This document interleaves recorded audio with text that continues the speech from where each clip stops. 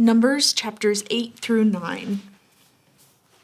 The Lord said to Moses, "Give Aaron the following instructions. When you set up the 7 lamps in the lampstand, place them so their light shines forward in front of the lampstand." So Aaron did this.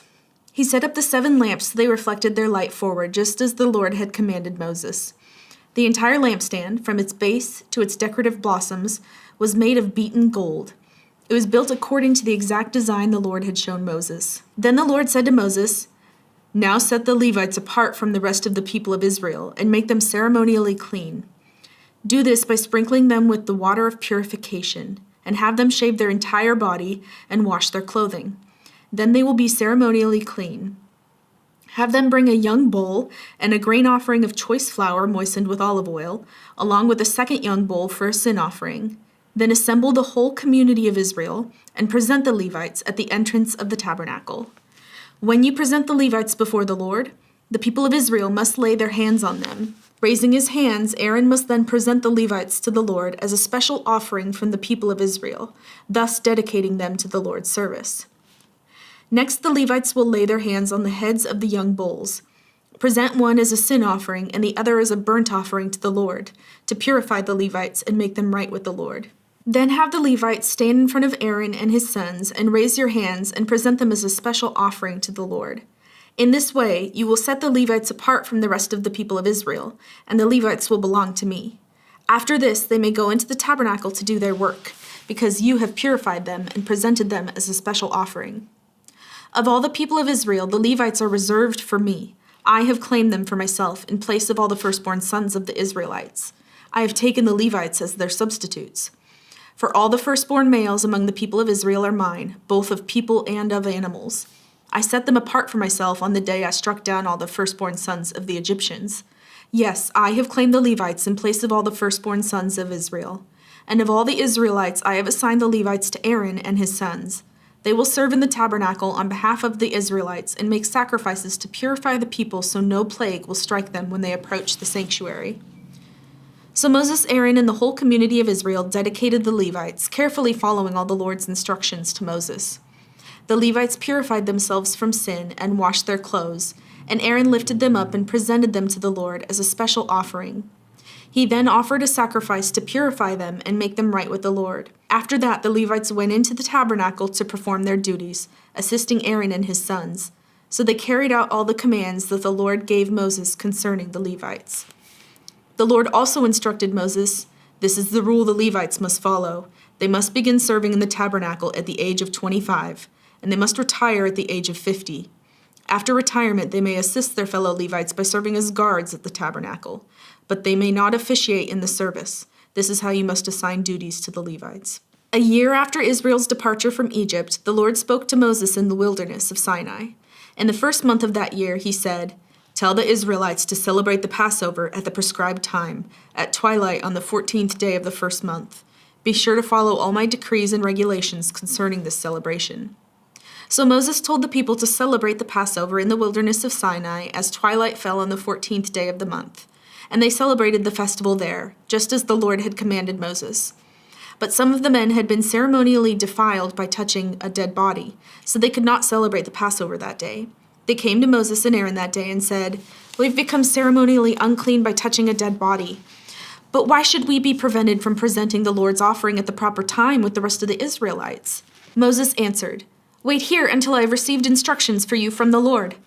This was the Lord's reply to Moses, "Give the following instructions to the people of Israel. If any of the people now or in future generations are ceremonially unclean at Passover time because of touching a dead body, or if they are on a journey and cannot be present at the ceremony, they may still celebrate the Lord's Passover. They must offer the Passover sacrifice 1 month later, at twilight on the 14th day of the second month. They must eat the Passover lamb at that time with bitter salad greens and bread made without yeast. They must not leave any of the lamb until the next morning, and they must not break any of its bones. They must follow all the normal regulations concerning the Passover. But those who neglect to celebrate the Passover at the regular time, even though they are ceremonially clean and not away on a trip, will be cut off from the community of Israel. If they fail to present the Lord's offering at the proper time, they will suffer the consequences of their guilt. And if foreigners living among you want to celebrate the Passover to the Lord, They must follow these same decrees and regulations. The same laws apply both to native-born Israelites and to the foreigners living among you. On the day the tabernacle was set up, the cloud covered it. But from evening until morning, the cloud over the tabernacle looked like a pillar of fire. This was the regular pattern. At night, the cloud that covered the tabernacle had the appearance of fire. Whenever the cloud lifted from over the sacred tent, the people of Israel would break camp and follow it. And wherever the cloud settled, the people of Israel would set up camp. In this way, they traveled and camped at the Lord's command, wherever he told them to go. Then they remained in their camp as long as the cloud stayed over the tabernacle. If the cloud remained over the tabernacle for a long time, the Israelites stayed and performed their duty to the Lord. Sometimes the cloud would stay over the tabernacle for only a few days, so the people would stay for only a few days, as the Lord commanded. Then at the Lord's command, they would break camp and move on. Sometimes the cloud stayed only overnight and lifted the next morning. But day or night, when the cloud lifted, the people broke camp and moved on. Whether the cloud stayed above the tabernacle for 2 days, a month, or a year, the people of Israel stayed in camp and did not move on. But as soon as it lifted, they broke camp and moved on. So they camped or traveled at the Lord's command, and they did whatever the Lord told them through Moses. Mark 13:14-37. The day is coming when you will see the sacrilegious object that causes desecration standing where he should not be. Reader, pay attention. Then those in Judea must flee to the hills. A person out on the deck of a roof must not go down into the house to pack. A person out in the field must not return even to get a coat. How terrible it will be for pregnant women and for nursing mothers in those days. And pray that your flight will not be in the winter, for there will be greater anguish in those days than at any time since God created the world, and it will never be so great again. In fact, unless the Lord shortens that time of calamity, not a single person will survive. But for the sake of his chosen ones, he has shortened those days. Then if anyone tells you, "Look, here is the Messiah," or "There he is," don't believe it. For false messiahs and false prophets will rise up and perform signs and wonders so as to deceive, if possible, even God's chosen ones. Watch out, I have warned you about this ahead of time. At that time, after the anguish of those days, the sun will be darkened, the moon will give no light, the stars will fall from the sky, and the powers in the heavens will be shaken. Then everyone will see the Son of Man coming on the clouds with great power and glory. And he will send out his angels to gather his chosen ones from all over the world, from the farthest ends of the earth and heaven. Now learn a lesson from the fig tree. When its branches bud and its leaves begin to sprout, you know that summer is near. In the same way, when you see all these things taking place, you can know that his return is very near, right at the door. I tell you the truth, this generation will not pass from the scene before all these things take place. Heaven and earth will disappear, but my words will never disappear. However, no one knows the day or hour when these things will happen, not even the angels in heaven or the Son himself. Only the Father knows. And since you don't know when that time will come, be on guard, stay alert. The coming of the Son of Man can be illustrated by the story of a man going on a long trip. When he left home, he gave each of his slaves instructions about the work they were to do, and he told the gatekeeper to watch for his return. You too must keep watch, for you don't know when the master of the household will return. In the evening, at midnight, before dawn, or at daybreak. Don't let him find you sleeping when he arrives without warning. I say to you what I say to everyone, watch for him. Psalm 50, 1-23. The Lord, the Mighty One, is God, and he has spoken. He has summoned all humanity from where the sun rises to where it sets. From Mount Zion, the perfection of beauty, God shines in glorious radiance. Our God approaches, and he is not silent.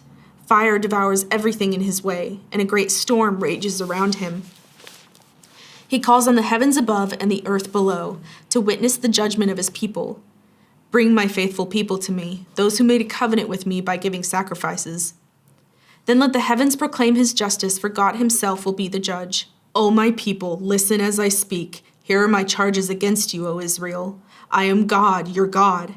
I have no complaint about your sacrifices or the burnt offerings you constantly offer. But I do not need the bulls from your barns or the goats from your pens. For all the animals of the forest are mine, and I own the cattle on 1,000 hills. I know every bird on the mountains, and all the animals of the field are mine. If I were hungry, I would not tell you, for all the world is mine and everything in it. Do I eat the meat of bulls? Do I drink the blood of goats?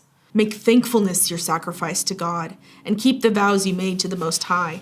Then call on me when you are in trouble, and I will rescue you, and you will give me glory. But God says to the wicked, "Why bother reciting my decrees and pretending to obey my covenant? For you refuse my discipline and treat my words like trash. When you see thieves, you approve of them, and you spend your time with adulterers. Your mouth is filled with wickedness, and your tongue is full of lies. You sit around and slander your brother, your own mother's son. While you did all this, I remained silent, and you thought I didn't care. But now I will rebuke you, listing all my charges against you. Repent, all of you who forget me, or I will tear you apart, and no one will help you. But giving thanks is a sacrifice that truly honors me. If you keep to my path, I will reveal to you the salvation of God." Proverbs 10:29 through 30. The way of the Lord is a stronghold to those with integrity, but it destroys the wicked. The godly will never be disturbed, but the wicked will be removed from the land.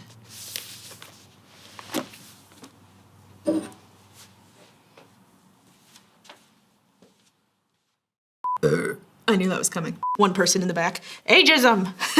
Received instruction. I did that wrong. This needs to stop sticking to me. It's driving me nuts. Or if they are on a jury, they will be cut off from the community of Israel. Oh, there's no they. It just says will be. A brother. Oh, I already read that. I just was looking at what I underlined last. But that's not how it's supposed to do. Person out on the deck of a roof.